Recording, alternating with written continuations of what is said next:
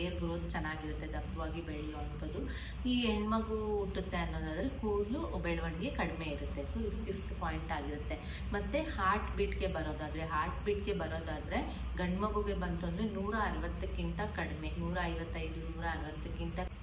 Hi friends, ಎಲ್ರಿಗೂ ನಮಸ್ಕಾರ. ಕಾವ್ಯ ಹರಿಕೃಷ್ YouTube ಚಾನಲ್ಗೆ ಎಲ್ರಿಗೂ welcome friends, heartly welcome. So ಯಾರೆಲ್ಲ ಮೊದಲನೇ ಬಾರಿ ನನ್ನ ವಿಡಿಯೋನ ನೋಡ್ತಾ ಇದ್ದೀರಾ ದಯವಿಟ್ಟು ಸಬ್ಸ್ಕ್ರೈಬ್ ಮಾಡ್ಕೊಂಡು ನೋಡಿ, ಹಾಗೆ ಬೆಲ್ ಐಕನ್ ಕೂಡ ಕ್ಲಿಕ್ ಮಾಡಿ ಮುಂದೆ ಮಾಡುವಂಥ ವಿಡಿಯೋಗಳ ನೋಟಿಫಿಕೇಶನ್ ಪಟ್ ಅಂತ ಸಿಗುತ್ತೆ. ಸೊ ಬನ್ನಿ ಫ್ರೆಂಡ್ಸ್, ಯಾವ ಒಂದು ವಿಡಿಯೋ ಅಂತ ನಾನು ಈ ವಿಡಿಯೋದಲ್ಲಿ ತಿಳಿಸ್ಕೊಡ್ತೀನಿ. ಆಲ್ರೆಡಿ ತಮ್ಮನೇಲಿ ನೋಡಿರ್ತೀರ. ಸೊ ಯಾಕೆ ತಡ ಮಾಡೋದು, ಬನ್ನಿ ವಿಡಿಯೋನ ಸ್ಟಾರ್ಟ್ ಮಾಡೋಣ. ಸೊ ಇದರಲ್ಲಿ ನಮ್ಮ ಒಂದು ಪ್ರೆಗ್ನೆನ್ಸಿ ಜರ್ನಿಯಲ್ಲಿ ಎಲ್ಲ ಹೆಣ್ಮಕ್ಳಿಗೂ ಕುತೂಹಲದಿಂದ ಕಾಯುವಂಥ ಪ್ರಶ್ನೆ, ನಮಗೆ ಹೆಣ್ಮಗು ಆಗುತ್ತಾ ಅಥವಾ ಗಂಡು ಮಗು ಆಗುತ್ತಾ ಅನ್ನೋದು ಕ್ವಶನ್ ಮಾರ್ಕ್ ಎಲ್ರಿಗೂ ಇದ್ದೇ ಇರುತ್ತೆ ಅಂಥ ಒಂದು ಪ್ರೆಗ್ನೆಂಟ್ ಲೇಡೀಸ್ಗೆ. ಸೊ ಈ ಒಂದು ವಿಡಿಯೋ ಅನ್ನೋದು ಒಂದು ಉತ್ತರ ಆಗಿರುತ್ತೆ ಅಂತ ನಾನು ಅಂದ್ಕೊಂಡಿದ್ದೀನಿ. ಎಲ್ಲರಿಗೂ ಶೇರ್ ಮಾಡಿ, ಹಾಗೆ ಫಸ್ಟಿಂದ ಕೊನೆವರೆಗೂ ನೋಡಿ. ಒಂದು ಪಾಯಿಂಟ್ ಮಿಸ್ ಆಯಿತು ಅಂದರೆ ನಿಮಗೆ ಫಾಲ್ಟ್ ಆಗುತ್ತೆ. ಸೊ ಇವಾಗ ಬಾಯ್ ಬೇಬಿ ಆದರೆ ಈ ಸಿಂಪ್ಟಮ್ಸ್ ಇರುತ್ತೆ, ಗರ್ಲ್ ಬೇಬಿ ಆದರೆ ಈ ಸಿಂಪ್ಟಮ್ಸ್ ಇರುತ್ತೆ ಅಂದರೆ ಎರಡೂ ಸಿಂಪ್ಟಮ್ಸು ಈ ಒಂದೇ ವಿಡಿಯೋದಲ್ಲಿ ನಾನು ಎಕ್ಸ್ಪ್ಲೇನ್ ಮಾಡ್ತೀನಿ.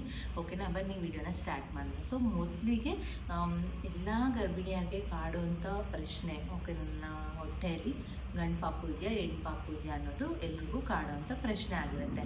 ಸೊ ಮುಖ್ಯವಾಗಿ ಹೇಳಬೇಕು ಅಂತ ಅಂದರೆ ಇದು ಯಾವುದೇ ರೀತಿಯಿಂದ ಸೈಂಟಿಫಿಕಲಿ ಇದಾಗಿಲ್ಲ. ಸೊ ನಮ್ಮ ಒಂದು ಜನಗಳ ಭಾವನೆ ಆಗಿರ್ಬೋದು, ಜನಪ್ರಿಯ ಆಧಾರದ ಮೇಲೆ ಇಟ್ಕೊಂಡು ಈ ವಿಡಿಯೋ ಅಂಥದ್ದು ಮಾಡ್ತಾ ಇರೋದು. ಸಾಮಾನ್ಯವಾಗಿ ಎಲ್ಲರೂ ಹೇಳೋಂಥ ಲಕ್ಷಣಗಳನ್ನು ನಾನು ಹೇಳ್ತೀನಿ. ಸೊ ಗಂಡು ಮಗು ಇತ್ತು ಅಂತಂದರೆ ಯಾವ ಲಕ್ಷಣಗಳು ಕಾಣಿಸ್ಬೋದು ಇದರಲ್ಲಿ ಅಂತ ಅಂದರೆ, ಮೊದಲನೇದಾಗಿ ಮೇಯ್ನ್ ಏನಂತಂದರೆ ಮಗು ಇರೋದು ಹೊಟ್ಟೆ ಕೆಳಭಾಗಕ್ಕೆ ಇತ್ತು ಅಂತಂದರೆ ಅದು ಗಂಡು ಮಗು ಅಂತ ಹೇಳ್ಬೋದು. ಓಕೆನಾ, ಹೊಟ್ಟೆ ಕೆಳಗೆ ಬಿದ್ದಿರೋ ಥರ ಇರುತ್ತೆ, ಆಗ ನಿಮಗೆ ಗಂಡು ಮಗು ಅಂತ ಹೇಳಿ ಇರುತ್ತೆ. ಒಂದು ಸ್ಟೊಮಕ್ದು ಆಕಾರ, ಸ್ಟೊಮಕ್ದು ಸ್ಟ್ರಕ್ಚರ್ ಏನಿರುತ್ತೆ ಅದು. ನಿಮಗೆ ಗರ್ಲ್ ಬೇಬಿ ಆಯಿತು ಅಂತಂದರೆ ಹೊಟ್ಟೆ ಮೇಲ್ಭಾಗದಲ್ಲಿ ಕಾಣಿಸುತ್ತೆ, ಒಂದು ಗೋಳಾಕಾರದಲ್ಲಿ ಕಾಣಿಸೋವಂಥದ್ದು. ಇದು ಹೊಟ್ಟೆದು ಫಸ್ಟ್ ಬಂತು ನೋಡ್ಕೊಳ್ಳಿ. ನಿಮ್ಮ ಹೊಟ್ಟೆ ಕೆಳಗೆ ಬಿದ್ದಿರೋ ಆಗಿತ್ತು ಅಂದರೆ ಗಂಡು ಮಗು ಆಗುತ್ತೆ. ನಿಮ್ಮ ಹೊಟ್ಟೆ ನೀಟಾಗಿ ಶೇಪ್ ಫುಲ್ಲಾಗಿತ್ತು, ಗೋಳಾಕಾರದಲ್ಲಿತ್ತು ಅಂತಂದರೆ, ಮೇಲ್ಭಾಗದಿಂದ ಕೆಳಭಾಗವರೆಗೂ ಸಮವಾಗಿ ಇತ್ತು ಅಂತಂದರೆ ಆಗ ನಿಮಗೆ ಹೆಣ್ಮಗು ಆಗುವಂಥ ಚಾನ್ಸಸ್ ಇರುತ್ತೆ. ಇದು ಫಸ್ಟ್ ಪಾಯಿಂಟ್ ಆಗಿರುತ್ತೆ.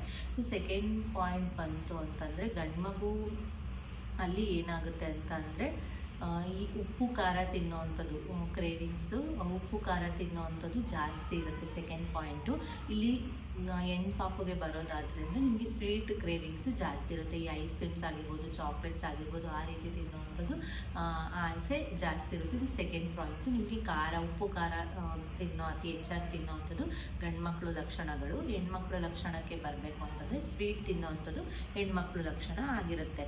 ಸೊ ಇವಾಗ ಬೆಳಗಿನ ಸಿಕ್ನೆಸ್ಸು, ಮಾರ್ನಿಂಗ್ ಸಿಕ್ನೆಸ್ಸು, ಬೆಳಗಿನ ಜ್ವರ ಗಂಡು ಮಕ್ಕಳು ನಿಮಗೆ ಗಂಡು ಮಗು ಹುಟ್ಟುತ್ತೆ ಅಂದರೆ ಮಾರ್ನಿಂಗ್ ಸಿಕ್ನೆಸ್ಸು ಕಡಿಮೆ ಇರುತ್ತೆ, ಕಡಿಮೆ ಪ್ರಮಾಣದಲ್ಲಿರುತ್ತೆ. ಅಷ್ಟು ಇರೋದಿಲ್ಲ, ಇರುತ್ತೆ, ಕೆಲವ್ರಿಗೆ ಇರುತ್ತೆ, ಕಡಿಮೆ ಇರುತ್ತೆ ಅಂತ ನಾನು ಹೇಳ್ತೀನಿ. ಮಾರ್ನಿಂಗ್ ಸಿಕ್ನೆಸ್ ಕಡಿಮೆ ಇರುತ್ತೆ.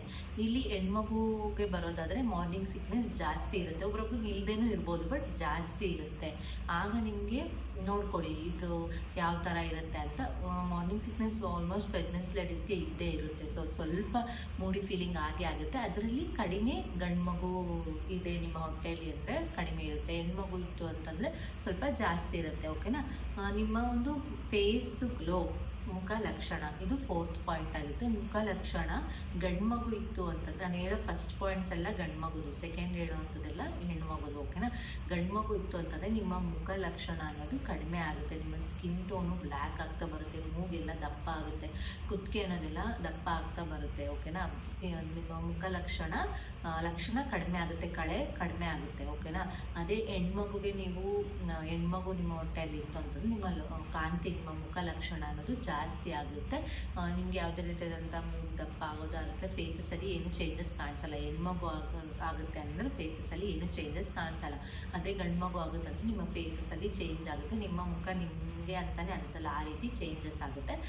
ಇದು 4th ಪಾಯಿಂಟ್ ಆಗುತ್ತೆ. ಸೊ 5th ಪಾಯಿಂಟ್ಗೆ ಬರೋದಾದ್ರೆ ಈ ಇನ್ನೊಂದು ಕೂದಲುಗೆ ಬರೋದಂತಂದರೆ, ಈ ಕೂದಲು ಚೆನ್ನಾಗಿ ಬೆಳೆಯುತ್ತೆ ಗಂಡು ಮಕ್ಕಳು ಹುಟ್ಟುತ್ತಾರೆ ಅಂದರೆ ಗಂಡು ಮಕ್ಕಳು ಕೂದಲು ಚೆನ್ನಾಗಿ ಬೆಳೆಯುತ್ತೆ, ಏರ್ ಗ್ರೋತ್ ಚೆನ್ನಾಗಿರುತ್ತೆ, ದಪ್ಪವಾಗಿ ಬೆಳೆಯುವಂಥದ್ದು.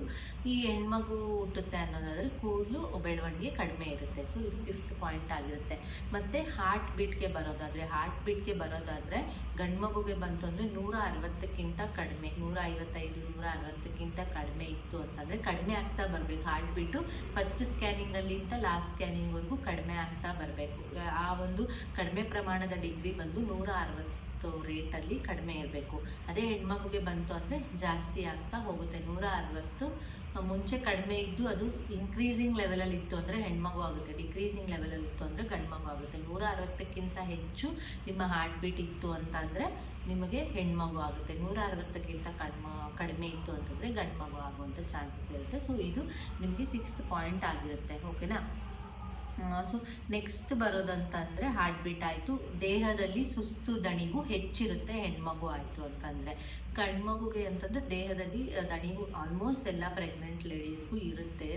ಸುಸ್ತು ಅನ್ನೋದು ಎಲ್ಲ ವಾಮಿಟಿಂಗ್ ಅವೆಲ್ಲ ಇರುತ್ತೆ. ಗಂಡು ಮಗು ಆದರೂ ಇರುತ್ತೆ, ಹೆಣ್ಮಗು ಆಗಿರುತ್ತೆ. ಗಂಡು ಮಗುದು ಕಡಿಮೆ ಇರುತ್ತೆ. ಸೊ ನನ್ನ ಒಂದು ಪ್ರೆಗ್ನೆನ್ಸಿ ಜರ್ನಿಯಲ್ಲಿ ನನಗೆ ಅತಿ ಹೆಚ್ಚು ಟಯರ್ಡ್ ಅನ್ನೋದು 9 ಮಂತ್ಸ್ಗೆ ಆಗಿದ್ದು. ಅದಕ್ಕೂ ಮುಂಚೆ ಏನೂ ಆಗಿಲ್ಲ, ಆವಾಗ ತುಂಬ ಟಯರ್ಡ್ ಆಯಿತು.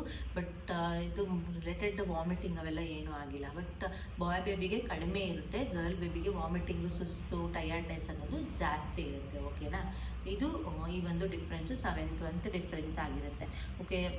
ಈ ಮುಖದಲ್ಲಿ ಪಿಂಪಲ್ಸ್ ಆಗಿರ್ಬೋದು, ಆ ರೀತಿಯಾಗಿ ಹೆಣ್ಮಗು ಹುಟ್ಟುತ್ತೆ ಅನ್ನೋದಾದರೆ ಪಿಂಪಲ್ಸು, ಗ್ಲೋ ಅವೆಲ್ಲನೂ ಇದಾಗುತ್ತೆ, ಅಂದರೆ ಏನೂ ಇರೋದಿಲ್ಲ. ಗಂಡು ಮಗು ಅಂದರೆ ಪಿಂಪಲ್ಸ್ ಆಗೋದು, ದಪ್ಪ ಅವೆಲ್ಲ ಆಲ್ರೆಡಿ ಹೇಳಿದ್ನಲ್ಲ, ಆ ಥರ ಆಗುತ್ತೆ. ಓಕೆ. ವಾಂತಿ ಹೆಚ್ಚು ಈ ಹೆಣ್ಮಗು ಇತ್ತು ಅಂತಂದರೆ ವಾಮಿಟಿಂಗ್ ಹೆಚ್ಚು ಆಗುತ್ತೆ, ಗಂಡು ಮಗು ಇತ್ತು ಅಂದರೆ ವಾಮಿಟಿಂಗ್ ಕಡಿಮೆ ಆಗುತ್ತೆ. ಓಕೆನಾ. ಸೊ ಇದು ಈ ಥರ ನಿಮ್ಮ ಒಂದು ಹಾರ್ಟ್ ಬೀಟ್ ಮೇಯ್ನಾಗಿ ನೀವು ಒಂದು 90% ಹಾರ್ಟ್ ಬೀಟಲ್ಲೇ ಕಂಡುಹಿಡ್ಕೋಬೋದು. 160ಗಿಂತ ಕಡಿಮೆ ಇತ್ತು ಅಂತಂದರೆ ನೀವು ಇದು ಬಾಯ್ ಬೇಬಿ ಅಂತ ಹೇಳ್ಬೋದಾಗಿರುತ್ತೆ. 160ಕ್ಕಿಂತ ಜಾಸ್ತಿ ಇತ್ತು ಅಂತಂದರೆ ಗರ್ಲ್ ಬೇಬಿ ಅಂತ ನಾವು ಇದರಲ್ಲಿ ತಿಳ್ಕೊಬೋದಾಗಿರುತ್ತೆ. ಸೊ ನಿಮಗೆ ಇದು ಇವೆಲ್ಲ ಲಕ್ಷಣಗಳು ನಿಮ್ಮಲ್ಲಿ ಪ್ರೆಗ್ನೆನ್ಸಿ ಲೇಡೀಸಲ್ಲಿ ನಿಮ್ಗೆ ಏನಾದರೂ ಇತ್ತು ಅಂತ ಅಂದರೆ ಸೊ ಆಗ ನೀವು ಏನು ಮಾಡಬೇಕು, ಇದೆಲ್ಲನೂ ನಿಮಗೆ ಓಕೆ ಬಿಡು, ಯಾವುದೋ ಗಂಡು ಮಗು ಹೆಣ್ಮಗು ಆಗುತ್ತೆ, ಯಾವುದೋ ಒಂದು ಆಗುತ್ತೆ ಅಂತ ಒಂದು ನಿಮ್ಮ ಮೈಂಡಲ್ಲಿ ಇಟ್ಕೊಂಡ್ರೆ ಸೊ ಈ ಲಕ್ಷಣಗಳು ನಿಮ್ಮಲ್ಲಿ ಕಾಣಿಸಿದಾಗ ಈ ಮಗು ಆಗುತ್ತೆ ಅನ್ನೋದು ನಿಮಗೆ ಖಂಡಿತವಾಗ್ಲೂ ಇರುತ್ತೆ.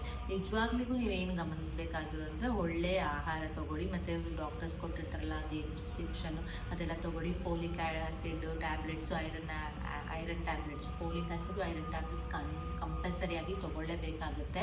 ಸೊ ನಿಮ್ಮಲ್ಲಿ ಬ್ಲಡ್ ಏನಾದ್ರು ಕಡಿಮೆ ಇತ್ತು ಅಂದರೆ ಅದಕ್ಕೂ ಟ್ಯಾಬ್ಲೆಟ್ಸ್ ಕೊಡ್ತಾರೆ. ಸೊ ನೀರು ಚೆನ್ನಾಗಿ ಕುಡೀರಿ, ಒಳ್ಳೆ ನಿದ್ದೆ ಮಾಡಬೇಕಾಗುತ್ತೆ. ನಿದ್ದೆ ಕೆಟ್ಟರು ನಿಮಗೆ ಆಯಾಸ ಜಾಸ್ತಿ ಆಗೋದು ಆ ರೀತಿಯಾಗಿ ಆಗುತ್ತೆ. ಸ್ಟ್ರೆಸ್ ಅನ್ನೋದು ನಿಮ್ಮ ಒಂದು ಬಾಡಿಗೆ ಸ್ಟ್ರೆಸ್ಸನ್ನು ಕೊಡಬೇಡಿ. ಅತಿಯಾಗಿ ಯೋಚನೆ ಮಾಡೋವಂಥದ್ದು ಆ ರೀತಿಯಾಗಿ ಏನೂ ಮಾಡೋಕ್ಕೆ ಹೋಗಬೇಡಿ. ಒಳ್ಳೆ ನಿದ್ದೆ ಮಾಡಿ, ಚೆನ್ನಾಗಿ 8 ಅವರ್ ಇಲ್ಲ 10 ಅವರೇ ನಿದ್ದೆ ಮಾಡಿ, ನೈಟ್ ತುಂಬ ನಿದ್ದೆ ಮಾಡಿ. ಅತಿ ಹೆಚ್ಚಾಗಿ ಫೋನ್ ಯೂಸ್ ಮಾಡಬೇಡಿ. ಹಾಗೆ ನಿಮಗೆ ರೆಗ್ಯುಲರ್ ಡಾಕ್ಟರ್ ಚೆಕಪ್ಪು, ಸ್ಕ್ಯಾನಿಂಗು ಎಲ್ಲ ನೀಟಾಗಿ ಕಂಪ್ಲೀಟಾಗಿ ಮಾಡಿಸ್ಕೊತಾ ಬನ್ನಿ. ಇದಿಷ್ಟು ನೀವು ಮಾಡ್ಕೊತ ಹೋದರೆ ನಿಮ್ಮ ಪ್ರೆಗ್ನೆನ್ಸಿ ಜರ್ನಿ ತುಂಬಾ ಚೆನ್ನಾಗಿರುತ್ತೆ. ಓಕೆನಾ. ಸೊ ನಿಮ್ಮ ಒಂದು ಮಗುವಿ ಅಂದರೆ ಇವಾಗ ಏನು ಹಾರ್ಮೋನ್ಸ್ ಇರುತ್ತಲ್ವಾ ಅದು ನಿಮಗೆ ಅಂದರೆ ಯಾವ ಮಗು ಆಗುತ್ತೆ ಅದು ಕೂಡ ವೈಜ್ಞಾನಿಕವಾಗಿ ಹೇಳ್ಬೋದಾಗುತ್ತೆ. ಸ್ಕ್ಯಾನಿಂಗ್ ರಿಪೋರ್ಟಲ್ಲಿ ಅದೆಲ್ಲ ಗೊತ್ತಾಗುತ್ತೆ. ಓಕೆನಾ, ಯಾವ ಮಗು ಇರುತ್ತೆ. ಬಟ್ ಅವ್ರು ನಮ್ಗೆ ಹೇಳಲ್ಲ, ಅದು ಕಾನೂನು ಬಾಹಿರ ಲಿಂಗ ಪತ್ತೆ ಮಾಡೋದು ಕಾನೂನು ಬಾಹಿರ ಅಂತ ಹೇಳ್ತಾರೆ. ಸೊ ನಾವು ಒಂದು ಜನಪ್ರಿಯ ಲಕ್ಷಣಗಳನ್ನ ನೋಡಿಕೊಂಡು ಹೇಳೋದಾಗಿರುತ್ತೆ. ಓಕೆ, ಇದು ನಿಮಗೆ ಬಾಯ್ ಬೇಬಿ ಅಥವಾ ಗರ್ಲ್ ಬೇಬಿ ಡಿಫ್ರೆನ್ಸಸ್ ಗೊತ್ತಾಯಿತು. ಈ ಥರ ಇತ್ತು ಅಂತಂದರೆ ಗರ್ಲ್ ಬೇಬಿ ಆಗುತ್ತೆ. ಈ ಥರ ನಾನು ಹೇಳೋ ಲಕ್ಷಣಗಳು ನಿಮ್ಮಲ್ಲಿ ಕಾಣಿಸ್ಕೊಂತು, ನಿಮ್ಮ ದೇಹದಲ್ಲಿ ಕಾಣಿಸ್ಕೊಂತು ಅಂತಂದರೆ ಗರ್ಲ್ ಬೇಬಿ ಆಗುತ್ತೆ. ಮತ್ತು ನಾನೇನೇನು ಹೇಳಿದ್ನಲ್ಲ, ಸೊ ಒಳ್ಳೆ ಆಹಾರ ತೊಗೊಳ್ಳಿ. ಒಂದು ಫ್ರಿಜ್ಜಲ್ಲಿ ಇಟ್ಟಿರೋಂಥ ಆಹಾರ ಆಗಲಿ ಅದನ್ನೆಲ್ಲ ತೊಗೊಳಕ್ಕೆ ಹೋಗಬೇಡಿ. ಬಿಸಿಯಾಗಿ ಮಾಡ್ಕೊಂಡು ತಿನ್ನೋ ಅಂಥದ್ದನ್ನೇ ತೊಗೊಳ್ಳಿ. ಪ್ರೆಗ್ನೆಂಟ್ ಟೈಮಲ್ಲೂ ಅಷ್ಟೇ, ನೀವು ಪ್ರೆಗ್ನೆಂಟ್ ಆಗಿ ಮಗು ಹುಟ್ಟಿದ ಮೇಲೂ ಅಷ್ಟೇ ಬಿಸಿಯಾದ ಆಹಾರ, ನೀರು ಚೆನ್ನಾಗಿ ತೊಗೊಳ್ಳಿ, ನಿದ್ದೆ ಚೆನ್ನಾಗಿ ಮಾಡಬೇಕಾಗುತ್ತೆ. ಮತ್ತು ಈ ತಂಗಳು ಊಟ ಅವೆಲ್ಲನೂ ತಿನ್ನಬಾರ್ದು.